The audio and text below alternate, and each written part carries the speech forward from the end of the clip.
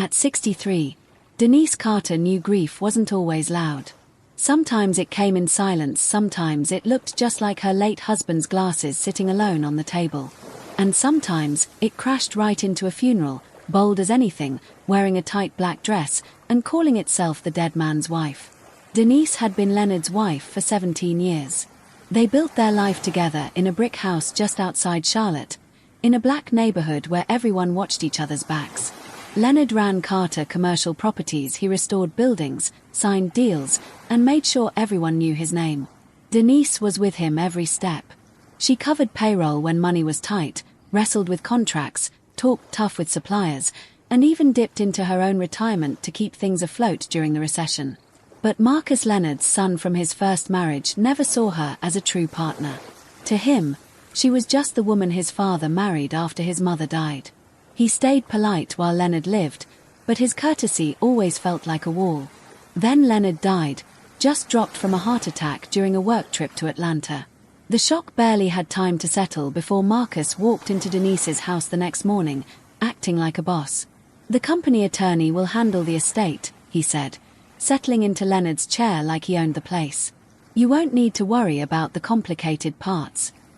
Denise stared at him from across the room. "What complicated parts?" "The buildings. The company accounts.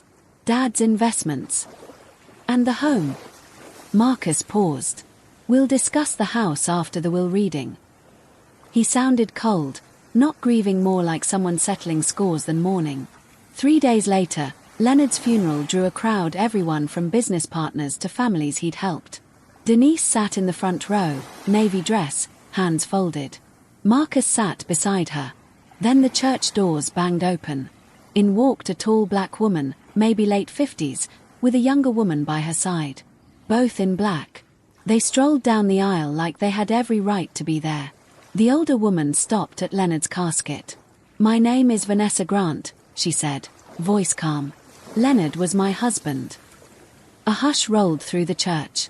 Marcus jumped up. "What did you just say?" Vanessa dug into her purse and pulled out a folded paper. "We were married 11 years ago in Fulton County." Denise just sat there. The pastor looked at her, waiting for a reaction, but Denise gave him nothing. The younger woman, Alicia, introduced herself as Vanessa's daughter. Not Leonard's child, but she acted as if she belonged. "Leonard promised my mother she'd be cared for," she said. "We're not leaving until her rights are recognized." Marcus turned on Denise. "Did you know about this?" "No," Denise said, and she meant it. But Vanessa didn't look surprised to see her. She looked, honestly, ready for all of this. After the funeral, Marcus staged a gathering in Denise's house, as if he had asked her permission. He packed the place with relatives, senior employees, the attorney Calvin Ross, and Vanessa and Alicia. Denise hung near the kitchen, watching the show. "Nobody touches any major assets until the estate is settled," Marcus announced. "That means the house, company accounts, all records." Vanessa crossed her arms. Alicia spoke up, as Leonard's legal wife, "My mother may be entitled to half." Marcus laughed a bitter sound. "Legal wife. My father was married already." Vanessa slid her marriage license across the table. The room went dead silent. Marcus looked at Calvin. "Is this real?" Calvin studied it. "It's properly recorded. But we need to figure out if Leonard's marriage to Denise was valid at the time." Every head in the room turned to Denise. In an instant, 17 years of marriage became one big question mark. Marcus's aunt started whispering. Alicia looked around the living room, probably picturing drapes and new furniture. Then Marcus dropped the line Denise would remember. "Until we know which marriage is legal, Denise shouldn't touch anything that belonged to Dad." Now Denise looked him right in the eye. "Everything in this house belongs to someone, Marcus. Don't be too quick to decide who." He brushed her off. That evening, when everyone left, Denise checked Leonard's study. Folders were missing. The desk drawers had clearly been searched. Marcus had taken them. At 6:42 the next morning, one day before the will was to be read, Denise's phone rang. The caller introduced herself as attorney Camille Brooks. "Mrs. Carter, I was Leonard's private attorney in the last year of his life. Denise frowned. I thought Calvin Ross was his lawyer. He was the company attorney. I dealt with Leonard's personal matters. Camille's voice dropped. You need to come see me. Alone. There's another will. Denise closed her eyes. Mrs. Carter Leonard knew about the other wife. Denise looked at the empty chair across from her. For the first time since the funeral, her hands started to shake. Camille Brooks's office looked down at Charlotte 9th floor, lots of glass, nothing to hide behind. Denise arrived at 8 sharp. Camille was composed mid-50s, steady hands, professional all the way. She locked the door and laid a thick blue folder on the table. Leonard came to me 14 months ago, she started. He thought someone was stealing from the company. Who? Denise's voice was tight. Marcus. Denise flinched, but didn't look surprised. Camille opened the file. Bank statements showed money pouring out of Carter Commercial Properties into something called MRC Development Group. Marcus's initials. Total theft. Over $680,000. Marcus called them management fees. No contracts, no actual work. Denise flipped the pages. Did Leonard confront him? He did. Marcus said he was borrowing against his future inheritance. Denise shook her head. His inheritance. Camille nodded. Leonard told him to pay it back. He refused. Next, Camille produced Vanessa's marriage certificate. It looked real. Dated from 11 years ago. Leonard's signature. But Camille got straight to the point. The marriage happened, but it was never legal. Vanessa was still married to Samuel Grant. The divorce wasn't final for 18 more months. Bigamy? Denise asked. Vanessa entered an invalid marriage. Leonard found out 7 years back. Why didn't he tell me? Vanessa threatened him. Camille showed Denise some emails. Vanessa blackmailed him for years, threatened to ruin him if he didn't pay quietly. Leonard paid, not because Vanessa was his wife, but because he was ashamed. Denise felt cold anger spreading through her. He betrayed me. Camille didn't sugarcoat it. Yes, he did. Why did he marry Vanessa? Leonard had written a statement. 11 years ago, he and Denise separated after a fight about the business. Denise went to Raleigh, stayed with her sister. Leonard met Vanessa in Atlanta. She said she was divorced. They got married a month later. He regretted it, ended things with Vanessa when Denise returned, but he never confessed. Denise remembered Leonard begging her to come home, thought that was the hardest part of their marriage. She had no idea the worst was still a secret. Camille pushed another will toward her. Leonard figured this might come out after he died. So he prepared. This will overruled all the others. Marcus would get a cut of the company only if he paid back the stolen money and dropped any claims against Denise. Vanessa got nothing. And there was a clause, if anyone tried to force Denise out, or lied about the marriage, or stole company records, they lost every cent Leonard meant to leave them. Denise reread it. Just to be sure. Marcus stole files from the study. I know. The security cameras caught him. Denise had forgotten about those. A burglary scare had prompted Leonard to install them. Camille showed her footage of Marcus sneaking into the study, Vanessa at the door, Alicia carrying the folders out. They worked together. Then Camille laid it all out. Marcus found Vanessa's marriage certificate 3 months before Leonard died. Instead of calling his father out, he made a deal with Vanessa. She'd crash the funeral, claim marriage, and Marcus would back her and split the estate. Texts and emails proved it. Leonard saw one email before Marcus could delete it. He knew what his son was up to, and why Vanessa suddenly wanted her rights. Denise whispered. Leonard knew. He knew. That's why he changed the will. Denise sat there. Leonard betrayed her once. Now Marcus and Vanessa were lining up to do it again. But not this time. Camille handed her a sealed envelope. Leonard said I should read this in front of everyone. It's your call. You can settle things quietly, or make it public. Denise thought of Marcus, Vanessa, Alicia all casing her house, whispering behind her back. No, Denise said softly. If they want witnesses, they'll have them. On the way home, Marcus sent a text. The will reading is at 10. Bring your house keys.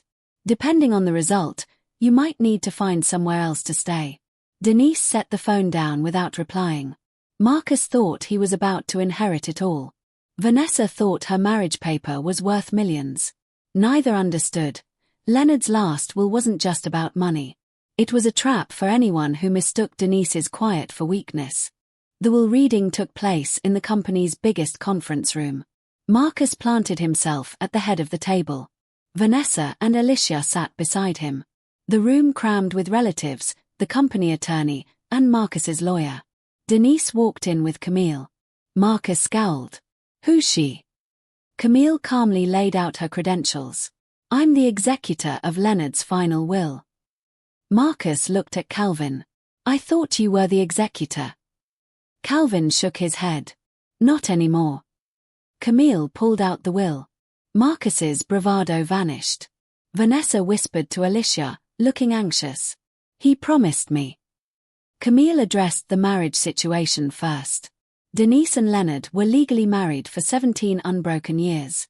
Then she produced Vanessa's certificate, followed by proof that Vanessa was still married to Samuel when she married Leonard. So the marriage was invalid from the start, Camille said. Vanessa bristled. That's just a technicality. No, it's not. It's the law. Alicia protested. Leonard sent us support payments for years. Because your mother threatened him, Camille replied, projecting Vanessa's emails for all to see. Pay me, or Denise finds out. Pay me, or I go to the newspapers. Nobody in the room defended Vanessa now. Then Camille turned to Marcus. Mr. Carter, do you want to explain your arrangement with Ms. Grant? He bristled. There was no arrangement. Camille projected text messages, Marcus promising Vanessa 30% if she challenged Denise. Alicia would swear Vanessa was the real wife. Marcus would accuse Denise of tricking Leonard when he was frail. They planned the funeral entrance together. Denise finally spoke up. So you rehearsed it? Marcus looked at his feet. Vanessa pointed at Marcus. You reached out to me. You said Denise would take everything unless we acted. Marcus turned on her. You said your marriage was legal. Their alliance fell apart in seconds. Camille waited for the noise to die down, then read Leonard's will. The house. Denise's, outright. Not just because she survived Leonard, but because 13 years ago, when the company was failing, Denise bought the house herself. She paid $240,000 from her retirement to stop foreclosure. Marcus stared at her. You bought the house. She met his gaze.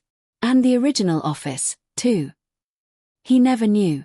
Without Denise quietly owning and leasing that first place back to the company, Carter Commercial Properties would never have made it. Camille kept going. Marcus's inheritance. $900,000 if he first paid back every dollar he stole, returned all missing documents, and signed a statement admitting his conspiracy with Vanessa. If not, his entire share would go to his daughters. Vanessa got nothing. In fact, Leonard's estate was suing her to recover over $300,000 in blackmail payments. Alicia stood up. We're leaving. Camille stopped her. Not yet. She projected security footage. Alicia carrying confidential company files from Denise's home. Bank records. Tenant info. Calvin spoke up. That's company property. We're reporting this. Alicia quietly sat back down. Denise watched the fallout, not feeling satisfied, just tired.